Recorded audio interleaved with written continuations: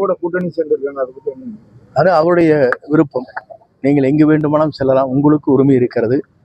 அதிலே அவர்கள் விருப்பம். எந்த இயக்கத்தில் வேண்டுமானாலும் சென்று கொள்வது அவருடைய விருப்பம். எங்கிருந்தாலும் வாழ்க.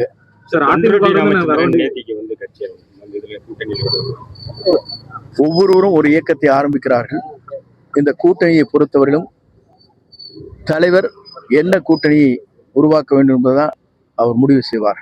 காங்கிரஸ் கட்சி நிர்வாகிகள் பாத்தீங்கன்னா தொடர்ந்து பெரும்பாலான நிர்வாகிகள் வந்து தமிழக வெற்றி கழகத்தில் சொல்லியிருக்காங்க. மாணிக்கம் தாகூர் எம்பி கூட தொடர்ந்து அந்த எல்லோருடைய மனநிலை அப்படித்தான் இருக்கிறது. தமிழ்நாட்டுடைய மனநிலைக்கு ஏற்ப அரசியல்வாதிகள் அதைத்தான் குரல் எழுப்பி கொண்டிருக்கிறார். அதுதான் வெளிப்படையாக இருக்கிறது. தாவேகா கூட கூட்டணிக்கு கட்சிகள் வரும் அப்படின்னு சொல்லியிருந்தீங்க. பெரும்பாலான கட்சிகள் கூட்டணியை பொறுத்திருந்து இல்லை, நீங்க என்ன பொறுத்திருந்து பாருங்கள். ஏனென்று சொன்னால் ஒவ்வொரு கட்சியிலும் இருக்கின்றவர் 4 பேர் 5 பேர் சீட்டு கேட்கிறார்கள்.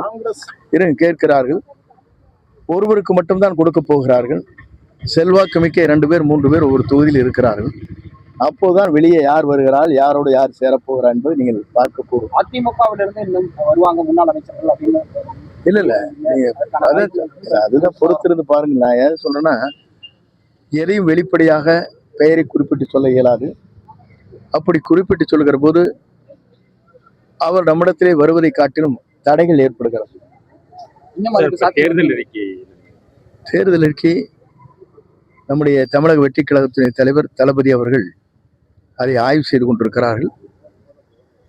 எல்லோரும் தேர்தல் அறிக்கையை வெளிப்படுத்தியதற்கு பிறகு நம்முடைய தேர்தல் அறிக்கை பொறுத்தவரையிலும் தெளிவாக மக்கள் எதிர்காலத்தை நோக்கி பயணம் செய்வதற்காக எதிர்கால தமிழகத்தை ஆளக்கூடிய தேர்தல் அறிக்கையாக அவர் உருவாக்கி கொண்டிருக்கிறார்.